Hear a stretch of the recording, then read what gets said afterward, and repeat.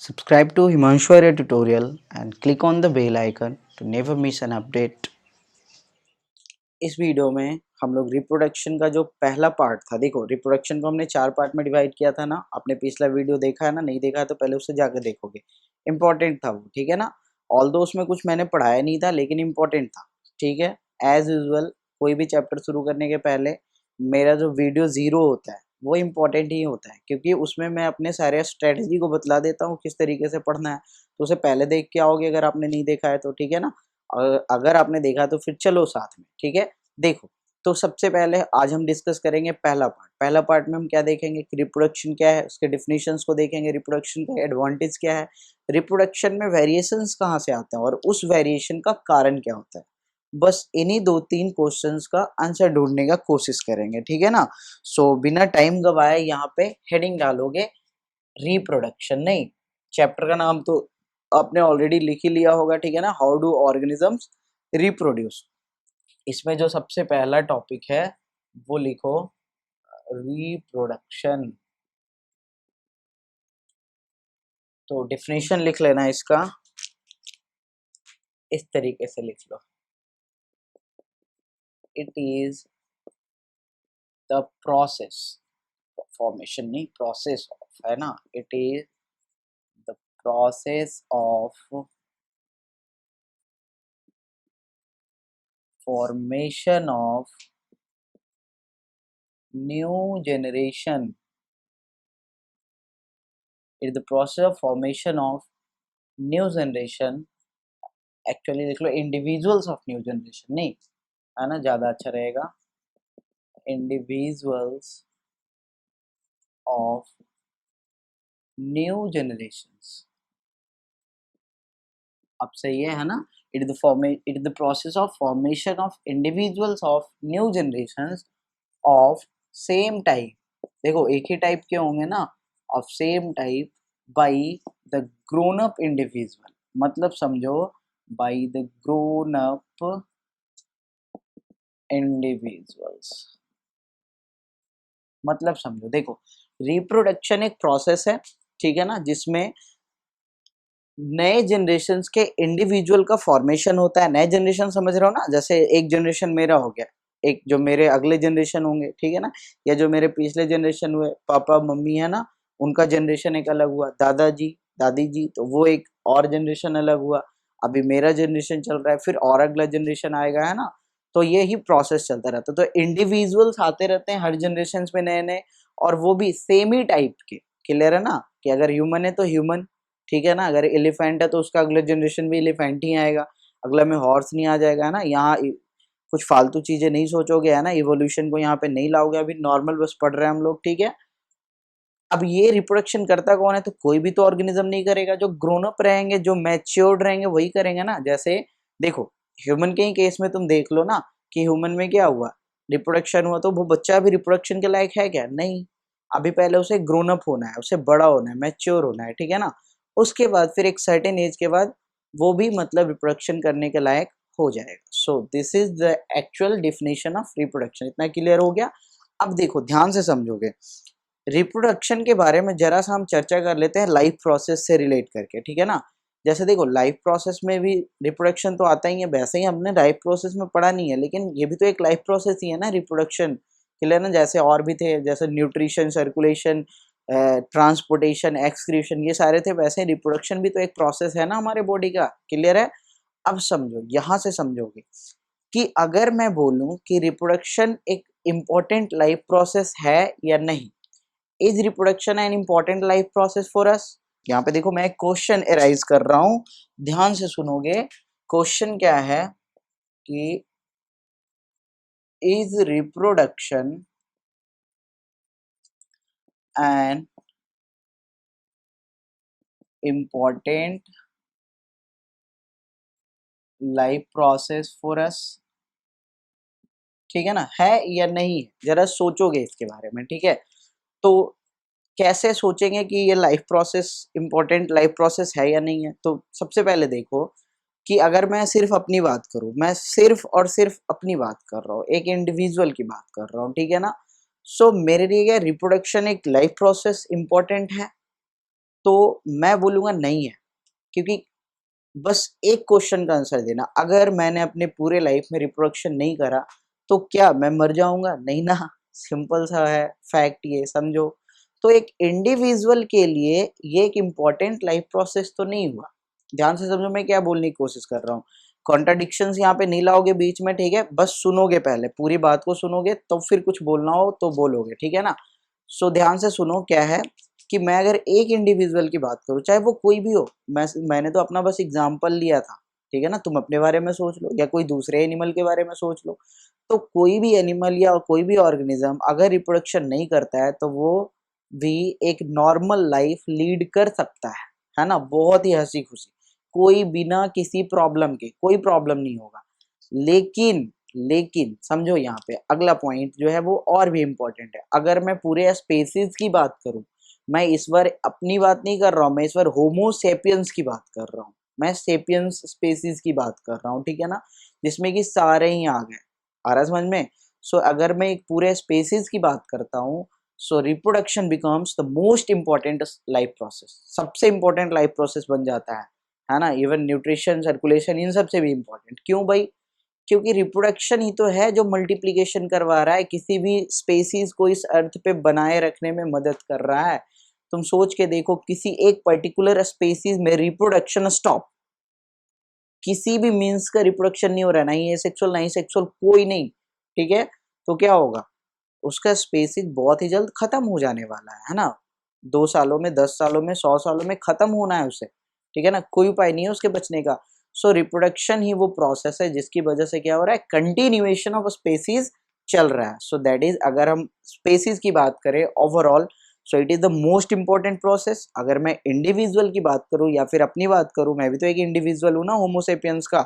सो वहां पे ये कोई इंपॉर्टेंट लाइफ प्रोसेस में नहीं आता। अब शायद बातें क्लियर हो गई होगी, ठीक है ना? तो इस पॉइंट को ना इस तरीके से लिख लो, ये समझो बस एक एक्स्ट्रा पॉइंट था हमारे लिए, है ना? लिख लेना यहाँ पे, reproduction is not an important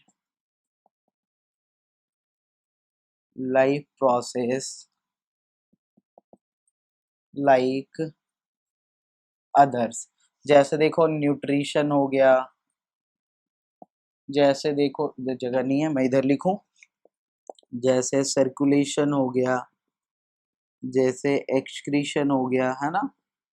it is, ठीक है? Reproduction is not an important life process for an individual, अच्छा ठीक है सही है, like others, for an individual, ऐसे लिख लो, फॉर एन इंडिविजुअल, ठीक है ना? एक इंडिविजुअल की बात कर रहे हैं यहाँ पे, बिकॉज, क्यों भाई? तो सुनो, बिकॉज एन इंडिविजुअल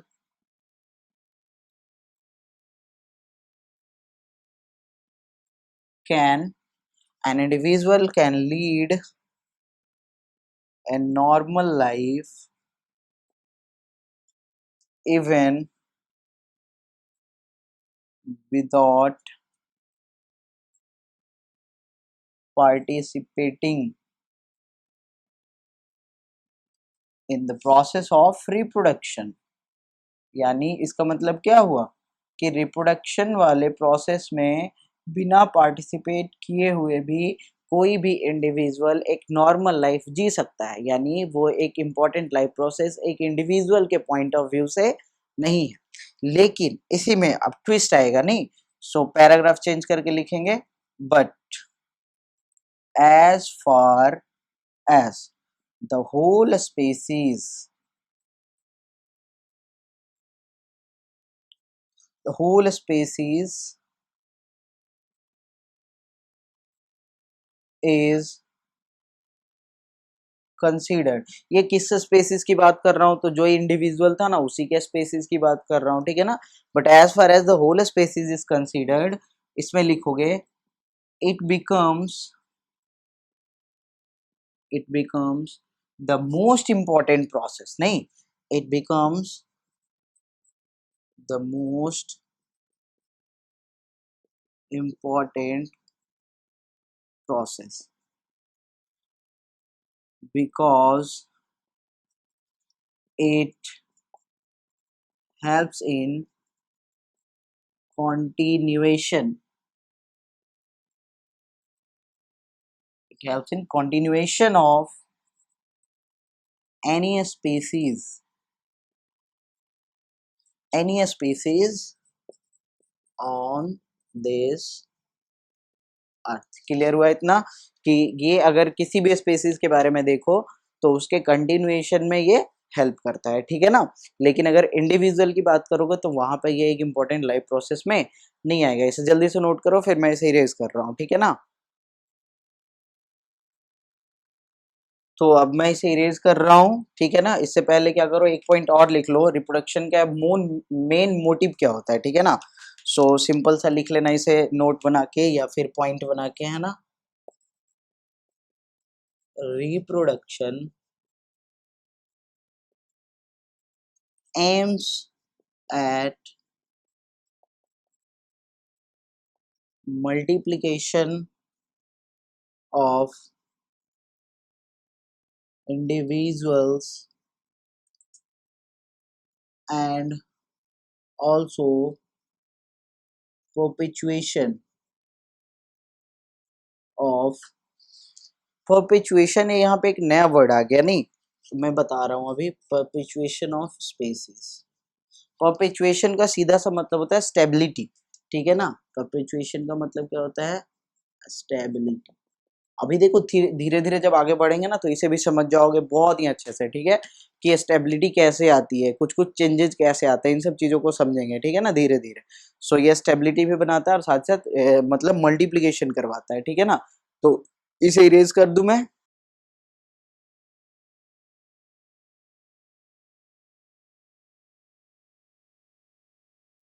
अब क्या करो, एक छोटा सा हेडिंग बनाओ, है ना, जिसमें हम लोग देखते हैं रिप्रोडक्शन के एडवांटेज। वैसे भी एडवांटेज तो बेसिकली सीख ही चुके हो, है ना, उसे लिख भी लो जल्दी से। सो अगला हेडिंग बना लो, एडवांटेज ऑफ रिप्रोडक्शन। सो देखो सबसे पहला एडवांटेज तो यही होगा ना कि ये क्या करता है, मल्टीप्लीकेशन करता है और साथ ही साथ उसके कंटिन्यूएशन को बनाए रखता है किसी भी स्पीसीज के। क्लियर है ना, तो लिख लेना इसे। It helps in maintaining and continuation of any species on this earth। Clear है, ये एक सबसे पहला पॉइंट और सबसे बेसिक पॉइंट हो गया। इसके बाद समझो, देखो समझना है, अगला जो पॉइंट है थोड़ा सा ट्रिकी है लेकिन समझोगे, वैसे मैं उसे और भी आगे एक्सप्लेन करूंगा, ठीक है ना। आज के टॉपिक में वही हमारा मेन टॉपिक, मेन मुद्दा है समझने का, ठीक है। तो देखो ध्यान से, अगला जो पॉइंट है ये कि रिप्रोडक्शन के टाइम ना वेरिएशंस आते हैं। Reproduction causes variations among organisms which is the key of evolution, जिसकी वजह से कि नए स्पेसीज बनते हैं।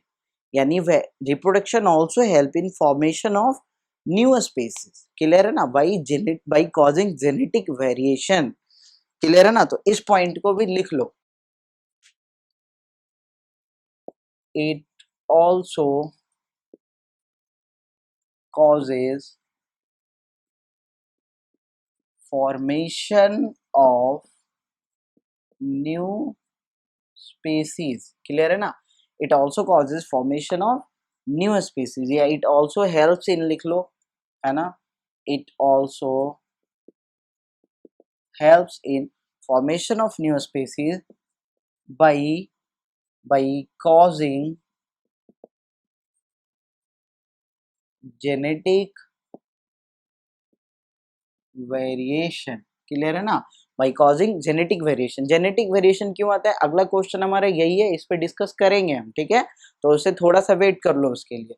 By causing genetic variation which leads to which leads to evolution, which leads to evolution term तो समझते हो ना, इवोल्यूशन में ही तो सारे चीज होते हैं, नए नए ऑर्गेनिजम्स बन रहे हैं, वो सिंपल से कॉम्प्लेक्स होता जा रहा है, ठीक है ना। या स्पेशिएशन भी तुम समझ सकते हो, वैसे ये हमें अगले चैप्टर में बहुत ही डिटेल में पढ़ना है, वहां पे और भी डिटेल करूंगा। यहाँ पे बेसिकली हम जेनेटिक वेरिएशन को समझने की कोशिश करेंगे, ठीक है ना। बाकी इवोल्यूशन हमारा अगला टॉपिक है, क्लियर है ना। हेरिडिटी एंड इवोल्यूशन चैप्टर का नाम ही है, तो वेट कर लेना उसके लिए, ठीक है। उसे वहां पे पढ़ा दूंगा मैं। इतना पॉइंट समझ में आया कि ये क्या करता है, नए स्पीसीज का भी फॉर्मेशन करता है। कैसे भाई, तो जेनेटिक वेरिएशन करके। जेनेटिक वेरिएशन कैसे करता है वो हमारा अगला क्वेश्चन है, ठीक है। तो उसे अभी डिस्कस कर रहे हैं, बस इसे बस थोड़ा सा रखो। और इवोल्यूशन तो समझेंगे ना हम नेक्स्ट चैप्टर में, ठीक है। तो इतना क्लियर हो गया होगा। नेक्स्ट पॉइंट लिख लेना इसी में, इट क्रिएट्स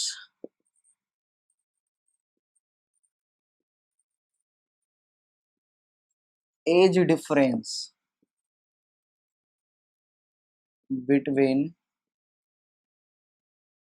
इंडिविजुअल्स। क्योंकि देखो रिप्रोडक्शन में तुमने तुमने पढ़ा अभी कि एक सर्टेन टाइम के बाद हो रहा है ना, नहीं तो फिर ऐसा होता तो एज डिफरेंस रहता ही नहीं, ठीक है। एक आया तुरंत रिप्रोडक्शन कर लिया, ठीक है। सो वहाँ एज डिफरेंस नहीं होता, लेकिन नॉर्मल केस में क्या देखते हो कि एज डिफरेंस होता है इंडिविजुअल्स के बीच में, ठीक है ना। आगे लिख लेना एक और पॉइंट, एक और पॉइंट लिख लेना इसमें, इट मेंटेन्स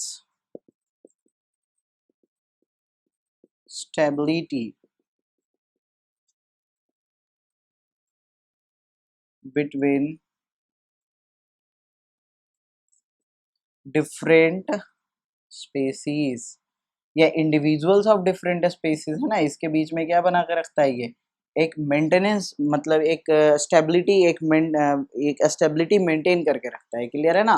कैसे भाई, तो समझो ना, देखो आपने फूड चेन वगैरह थोड़ा बहुत पढ़ा होगा। तो एक अगर फूड चेन से इसको खा रहा है, तो अगर उसमें रिप्रोडक्शन नहीं होगा तो फिर उसके स्टेबिलिटी बिखर जाएगी ना, वो अनस्टेबल हो जाएगा ना। सो स्टेबिलिटी को भी बना के रखता है, क्योंकि after all one organism is dependent on another organism, clear है ना, फॉर देयर फूड बेसिकली। तो इन सारे पॉइंट्स को आप यहाँ तक समझ गए होगे। इसके बाद हम बेसिकली इस क्वेश्चन को देखेंगे कि जेनेटिक वेरिएशन कैसे कॉज होते हैं। इतना जल्दी से नोट करो, ठीक है। इतना नोट किया होगा। अब यहाँ पे एक क्वेश्चन बना दो, नहीं, how is variation caused during reproduction. और ये एक क्वेश्चन बन जाता है तुम्हारे बोर्ड के लिए, ठीक है ना। सो सीधा सा इसका आंसर लिखेंगे हम, लेकिन समझ समझ के लिखेंगे। पहले समझने का कोशिश करेंगे, लिखने का काम हम सबसे लास्ट में करेंगे, जैसा हम लोग नॉर्मली करते हैं। देखो ध्यान से समझना, क्वेश्चन क्या है कि वेरिएशन आ कहाँ से रहे हैं, ठीक है ना। जैसे अभी तो हमने देखा ना यहाँ पे, ये जेनेटिक वेरिएशन इसी की बात कर रहे हैं बेसिकली, ठीक है। सो ये जेनेटिक वेरिएशन आ कहाँ से रहा है, रिप्रोडक्शन के टाइम। तो देखो रिप्रोडक्शन को हमें ना बहुत ही बारीकी से समझना होगा, ठीक है। बारीकी से इन द सेंस कि हमें देखना होगा कि रिप्रोडक्शन के स्टेप्स क्या क्या है, रिप्रोडक्शन में क्या क्या इवेंट्स होते हैं। तो रिप्रोडक्शन तो अभी हमने शुरू ही किया है ना, रिप्रोडक्शन जब पूरा पढ़ेंगे तो तब ना फिर धीरे धीरे इसमें इवेंट्स आएंगे कि पहले क्या हो रहा है, फिर क्या हो रहा है, फिर क्या हो रहा है। लेकिन बेसिक इवेंट्स तो तुम समझो कि सबसे पहले तो स्पर्म और ओवम का फॉर्मेशन होना है, अगर मैं सेक्सुअल रिप्रोडक्शन की बात कर रहा हूँ तो, ठीक है। अगर चलो एसेक्सुअल की भी बात करता हूँ, क्योंकि एसेक्सुअल में भी वेरिएशन आते हैं, एसेक्सुअल में भी वेरिएशन आता है, याद रखना। अगर तुम्हारा बुक बोल भी रहा हो कि एसेक्सुअल में वेरिएशन नहीं आता, क्योंकि 10th के लेवल पे ना बोल सकता है, ठीक है। लेकिन तुम जरूर याद रखोगे कि वहां पे भी वेरिएशन आएगा, भले ही वो बहुत ही लो अमाउंट में होगा, ठीक है ना। भले ही वो वेरिएशन बहुत ही लो अमाउंट में होगा, लेकिन वेरिएशन तो आएगा। क्योंकि अभी देखो थोड़ा सा बस वेट करो, फिर तुम्हें क्लियर भी हो जाएगा, क्रिस्टल क्लियर हो जाएगा एक एक कॉन्सेप्ट। तो समझने का कोशिश करोगे कि ये वेरिएशन आता है कैसे, हम लोग ये देख रहे थे। तो देखना यहाँ पे, तो बेसिक इवेंट क्या होता है ना रिप्रोडक्शन का, कि एक होता है वही गैमेट का फॉर्मेशन, और जब गैमेट का फॉर्मेशन हो रहा है तो उसमें भी एक बेसिक इवेंट है सेल डिवीजन, और सेल डिवीजन में भी एक बेसिक इवेंट है डीएनए कॉपी। देखो हम लोग कितने अंदर चले गए हैं, समझने की कोशिश करो, साथ में चलो, है ना। मैं जो बोल रहा हूँ ना उसे विजुअलाइज करो, तभी तुम्हें समझ में आएगा, नहीं तो सिर्फ सुनने से नहीं होगा। सो डीएनए कॉपी पे हम लोग चले गए हैं, जो कि रिप्रोडक्शन का एक बेसिक इवेंट है। DNA copy is a basic event of reproduction, clear है ना, एक बेसिक इवेंट है। अब समझो, जब डीएनए कॉपी होता है ड्यूरिंग सेल डिवीजन, तो डीएनए कॉपी के टाइम ना, DNA copy is never 100% perfect. इसे आपको याद रखना होगा, ठीक है। इसे आप रट लो, रट्टा मार लो इस लाइन को कि DNA copy is never 100% perfect. वो कभी भी 100% कॉपी नहीं होता है। वहां पे एक्चुअली कुछ ना कुछ एबनॉर्मलिटीज आ जाते हैं। एक्चुअल में देखो क्या होता है, डीएनए कॉपी के टाइम ना ए नंबर ऑफ रिएक्शंस होते हैं। During DNA copy a number of reactions takes place. जिन सभी में से कुछ कुछ रिएक्शन का गलत हो जाना नॉर्मल है। Out of which at least a few reactions are liable to go wrong. Clear है ना? During DNA copy a number of reaction takes place out of which at least a few reactions are liable to go wrong. और यही जो reactions जो गलत होते हैं ना, तो वो एक गलत प्रोडक्ट बनाता है, यानी वो एक नया प्रोडक्ट बनाता है, वो एक डिफरेंट प्रोडक्ट बनाता है। और जब वो डिफरेंट प्रोडक्ट बनाता है तो वो जो ऑर्गेनिज्म होता है ना पर्टिकुलर, वो पुराने वाले के सिमिलर ही होता है, लेकिन उसमें थोड़े बहुत वेरिएशंस आ रहे होते हैं। क्लियर है ना? वहां पे थोड़े से वेरिएशंस आ गए होते हैं, और यही वेरिएशन फिर आगे जाके एवोल्यूशन करवाता है। सो बेसिकली समझे वेरिएशन कहाँ से आता है। अब तुम ही समझो वेरिएशन सबसे ज्यादा कहाँ आएगा, सेक्सुअल रिप्रोडक्शन में या एसेक्सुअल में? तो सेक्सुअल में ना आएगा, क्योंकि देखो सेक्सुअल में क्या हुआ, मेल अलग है फीमेल अलग है। इधर डीएनए कॉपी अलग ही चल रहा है, सेल डिवीजन। इधर भी डीएनए कॉपी अलग ही चल रहा है, ठीक है ना? सो इधर अलग ही डिफरेंस आ रहा है, इधर अलग ही डिफरेंस आ रहा है, फिर ये दोनों आपस में मिल रहे हैं तो इधर अलग ही डिफरेंस आ रहा है। समझो बात को। लेकिन एसेक्सुअल में देखो, एसेक्सुअल में क्या बोलोगे, सर एक सेल है, डिवाइड करके दो हो गया, अमीबा। एसेक्सुअल रिप्रोडक्शन, क्लियर है ना? Binary fission.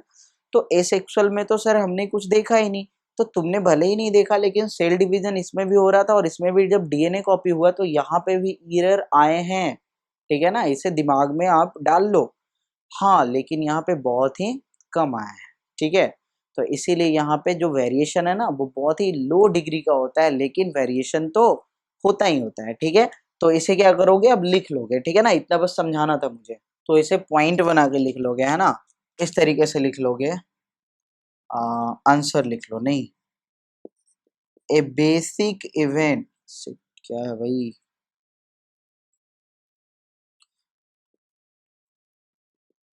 a basic event in reproduction is the copy of a DNA material, ठीक है ना? ये simply copy of DNA during cell division basically, ठीक है ना? अब समझना, यहाँ पे इतना तो समझ गया कि रिप्रोडक्शन का ये एक बेसिक इवेंट है डीएनए कॉपी। अब डीएनए डीएनए क्या होता है जरा ये समझ लो।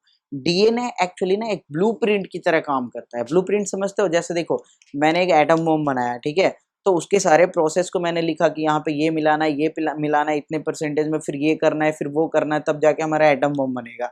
सो उसके सारे प्रोसेस जो मैंने वो तैयार किए ना, उसका that is called its blueprint. अगर मेरा ब्लूप्रिंट कोई चोरी कर लेता है दूसरा, तो वो ऑटोमेटिकली वो एटम बम बना लेगा। समझ रहे हो? ब्लूप्रिंट ही तो चोरी होते हैं ना। अब अक्सर किसी फोन के डिजाइन का ब्लूप्रिंट हो गया, किसी कंपनी के डिजाइन का ब्लूप्रिंट हो गया, हर चीज का एक ब्लूप्रिंट होता है। तो डीएनए जो है ना, वो भी एक ब्लूप्रिंट है हमारे पूरे बॉडी डिजाइन का। क्लियर है ना? सो यहाँ पे एक पॉइंट इस तरीके से बना के लिख लोगे, the DNA acts as a blueprint for the entire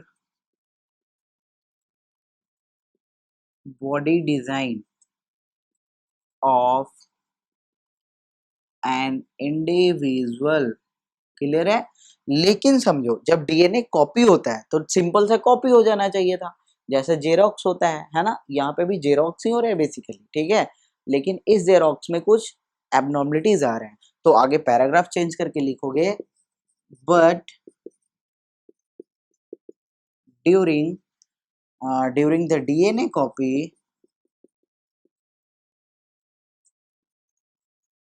यहाँ बट क्यों लगाया हमने, है ना? बट नहीं लगाना, सिंपल लिखोगे, during the DNA copy a number of chemical reactions, a number of chemical reactions takes place. A number of chemical reactions takes place, out of which at least a few are liable to go wrong, जिसमें से कि कुछ का गलत हो जाना normal है, ठीक है ना। Which form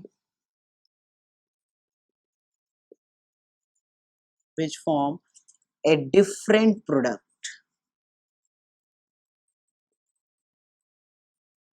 which form a different product, जो कि एक डिफरेंट प्रोडक्ट बनाएगा, और इसी की वजह से क्या आएगा, वेरिएशन आएगा, ठीक है ना। सो इसे नोट करो, फिर मैं इसे इरेज कर रहा हूं, तो इसे इरेज कर देता हूं मैं अब।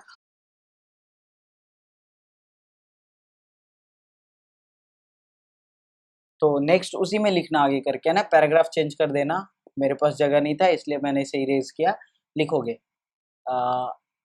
As a result the DNA copy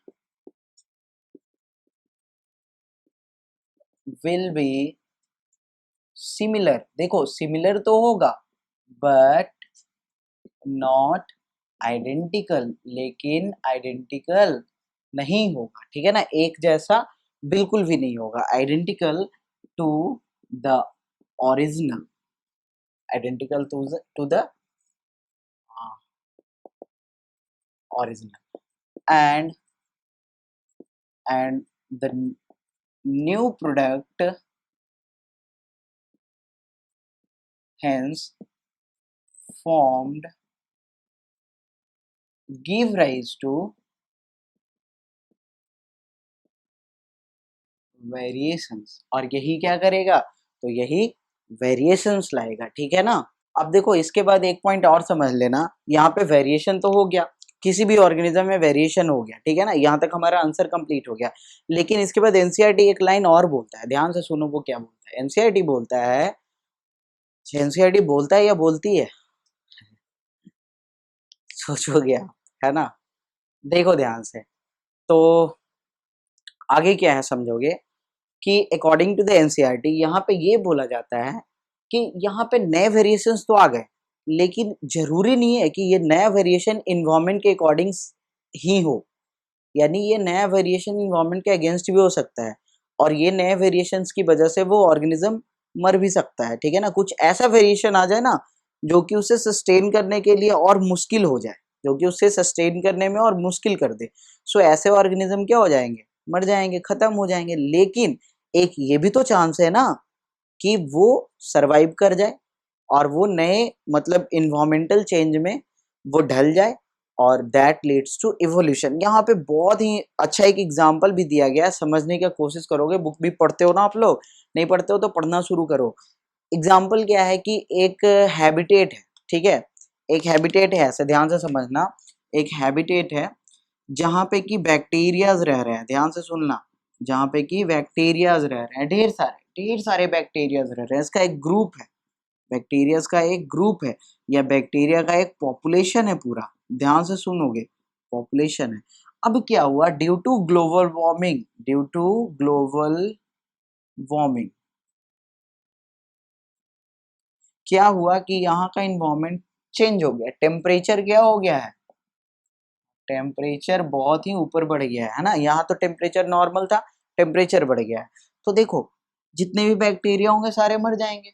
लेकिन अगर रिप्रोडक्शन के टाइम डीएनए कॉपी हो रहा था, उस डीएनए कॉपी के टाइम अगर कुछ वेरिएशंस आए हों, और वो वेरिएशंस मान लो कुछ इस तरीके का हो कि इसके बॉडी के ऊपर एक कवरिंग आ गया हो, हम बस मान रहे हैं, ठीक है ना, क्योंकि that is also a variation. तो ऐसे वेरिएशन में वो पर्टिकुलर बैक्टीरिया, यानी कि ये देखो जैसे 2 3 4 5 10 बैक्टीरिया बच जाएगा, और बाकी के सारे तो क्या हो जाएंगे, इधर जो छोटे छोटे मतलब ढेर सारे बैक्टीरियाज है, ये तो चलो मर गया, लेकिन ये तो सरवाइव कर जाएगा ना, इतना सा छोटा सा भी। और जब ये सरवाइव कर जाएगा तो इसे आगे बढ़ने का मौका मिला कि नहीं, and this leads to evolution. ये एक नए स्पीसीज का फॉर्मेशन करेगा जो कि मे बी पुराने वाले बैक्टीरिया से बिल्कुल ही अलग हो, तभी तो फिर नए नए बन जाते हैं ना। आ रहा है समझ में? तभी तो ये डाइवर्सिटी स्टैब्लिश हुआ है इतना सारा, है ना, मिलियंस ऑफ स्पेसीज। ठीक है, तो मिलियंस ऑफ स्पेसीज कैसे बन रहे हैं? बेस तो रिप्रोडक्शन ही है, बेस तो इवोल्यूशन ही है बेसिकली। ठीक है, अब सुनो, यहाँ पे हमने दो कंडीशन लिया। पहला कंडीशन क्या था कि वो क्या हो जाएगा, मर जाएगा, और दूसरा कंडीशन क्या है, वो है सरवाइव कर जाएगा। ठीक है, लेकिन सुनो, दो टर्म होता है वो भी सुन लो। एक होता है बाबू इवोल्यूशन, और एक होता है म्यूटेशन। ध्यान से समझना, ये सब बेसिकली अगले चैप्टर में पढ़ाऊंगा और भी डिटेल में। इवोल्यूशन जो हो रहा है ना, वो वेरिएशन की वजह से हो रहा है, और म्यूटेशन भी वेरिएशन से ही होता है, लेकिन म्यूटेशन सडन चेंज होता है। म्यूटेशन आर सडन चेंज, जैसे हिरोशिमा नागासाकी पे एटम बम गिराया गया, है ना, कब? एक्चुअली 1914 में मे भी, है ना, मुझे पता नहीं है, 39 में, आप देख लेना उसे। तो उसकी वजह से क्या हुआ, रेडियो एक्टिव सब्सटेंस होते हैं ना उधर, सो रेडियो एक्टिविटी की वजह से वो क्या हो गए, मतलब एक तरह से रेडिएशन फैला, और रेडिएशन फैलने की वजह से क्या हुआ कि अभी तक भी वहाँ इफेक्ट देखने को मिलता है, यानी म्यूटेशन हुआ वहाँ। म्यूटेशन की वजह से क्या हुआ, तो वहाँ बच्चे ना मेंटली डिस्टर्ब, या लंगड़े, लुल्ले, गूंगे ऐसे पैदा होते हैं, है ना, जिनका कि नर्वस सिस्टम ही कुछ डैमेज हो, कुछ पार्ट ही डैमेज हो जिससे वो सुन नहीं पा रहे हैं, कुछ पार्ट ही डैमेज हो जिससे वो बोल नहीं पा रहे हैं, इस टाइप से। So these are basically mutations. तो म्यूटेशंस ना, म्यूटेशंस अगर मेरी मानो तो म्यूटेशंस 90 to 99% निगेटिव होते हैं, लेकिन इवोल्यूशन ना 90 to 99% पॉजिटिव होते हैं। ये मैं बस बताने की कोशिश कर रहा था। ठीक है, वैसे इसकी कोई ज़रूरत है नहीं।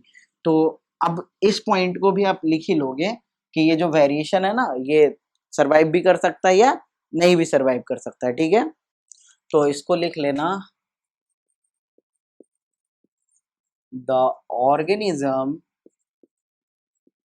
हैविंग अ न्यू वेरिएशन में, देखो मैंने लिखा है मे नॉट समझते हो ना, may not sustain in environment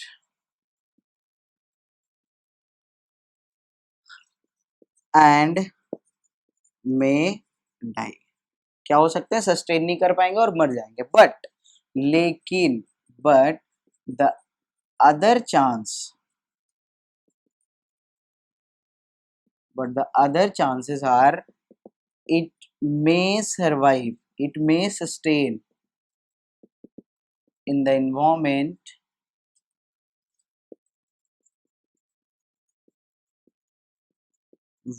which which brings about evolution, simply लिख लो, which brings about इवोल्यूशन, जो कि इवोल्यूशन लाएगा आगे जाके। तो इतना आपको समझ में आ गया, ठीक है ना, इस पे ज्यादा चर्चा नहीं करेंगे हम लोग, ठीक है ना, इतना बेसिकली समझ गए आप कि यहाँ पे अब इवोल्यूशन आ सकता है, ठीक है ना, क्योंकि ये सस्टेन कर चुका है, इसे एक तरह से एडवांटेज मिल चुका है। और इसके बारे में तो चर्चा हम इवोल्यूशन का टॉपिक जब पढ़ेंगे ना, वहाँ पे कुछ और भी पॉइंट्स आते हैं। बेसिकली इवोल्यूशन में अभी बहुत सारी चीज पढ़ने हैं, वहाँ डार्विन आएंगे, है ना, तो उनके बारे में भी पढ़ेंगे हम। ठीक है, इतना समझ में आया आपको? तो अब इसके बाद ना एक लास्ट टॉपिक बस डाल दो, है ना, क्या लिख लोगे, एडवांटेज ऑफ क्या वेरिएशंस।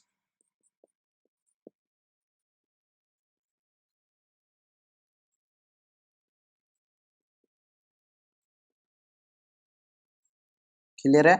सो सबसे पहला एडवांटेज लिखोगे इसमें, इसका जो सबसे पहला एडवांटेज है कि इसमें प्री एडाप्टेशन होता है,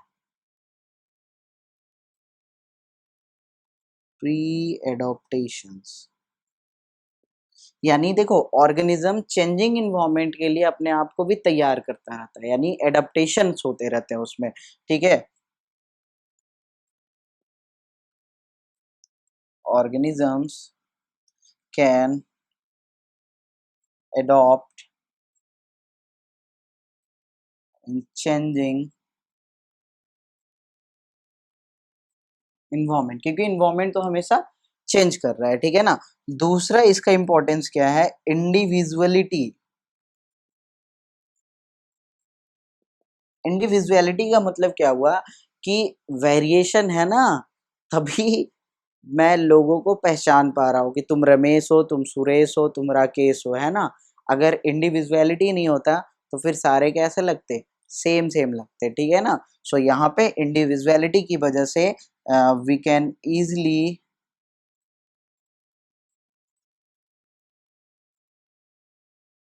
we can easily recognize different individuals. अब देखो यहाँ ये मत सोचना कि सर दूसरे जानवरों में तो ऐसा नहीं होता, सब तो एक ही जैसे लगते हैं, लेकिन वहां पे भी इंडिविजुअलिटी होता है, लेकिन उसका लेवल थोड़ा, उसका डिग्री थोड़ा कम होता है, ह्यूमन के केस में थोड़ा ज्यादा होता है। क्लियर है ना। तो ह्यूमन के केस में बहुत सारे वेरिएशंस भी आते हैं भाई, क्योंकि वहां पे बहुत सारे लॉज फॉलो करने करने पड़ते हैं, वो हम पढ़ेंगे ना अगले चैप्टर में, थोड़ा सा तो वेट कर लो। तो इतना समझ में आया। इसके बाद एक और लिख लो,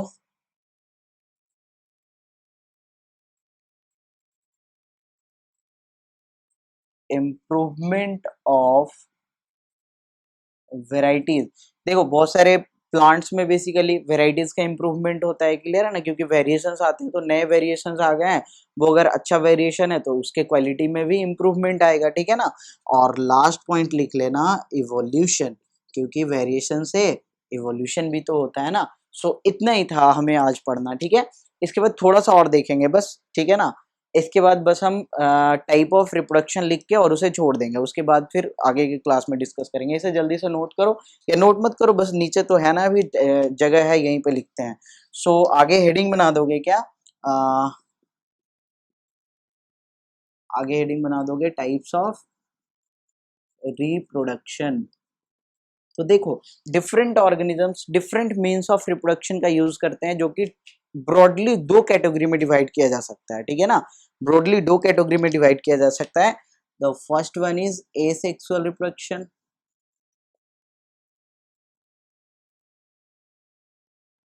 and the second one is sexual reproduction. यहाँ दिख रहा है आपको? चलो दिख रहा है। सो ये बस इतना ही लिख लो, है ना। बाकी कल क्या करेंगे, एसेक्सुअल रिप्रोडक्शन को शुरू करेंगे, ठीक है ना। चलो मैं इसे कल दोबारा से लिख दूंगा। बेसिकली हमारा आज का टॉपिक यहीं तक था, तो इतना तक समझ में आया ना। तो चलो बस इतना ही, है ना। फिर मिलेंगे हम लोग नेक्स्ट डे हम अपने नए टॉपिक के साथ। एसेक्सुअल रिप्रोडक्शन को अब बारीकी से डिस्कस करेंगे हम लोग पूरा। इसमें क्या क्या पढ़ना है आपको पहले से ही पता है ना, सारे प्रोसेस पढ़ेंगे एक एक करके। और फिर जब एसेक्सुअल रिप्रोडक्शन खत्म होगा तो हमारा दूसरा पार्ट खत्म होगा ना। तो यहाँ पे हमने पहला पार्ट रिप्रोडक्शन का खत्म कर लिया अकॉर्डिंग टू मी, जैसे मैंने 4 पार्ट में डिवाइड किया था। क्लियर है? तो फिर जल्दी से इसे नोट कर लो, और तब तक के लिए बाय, टेक केयर।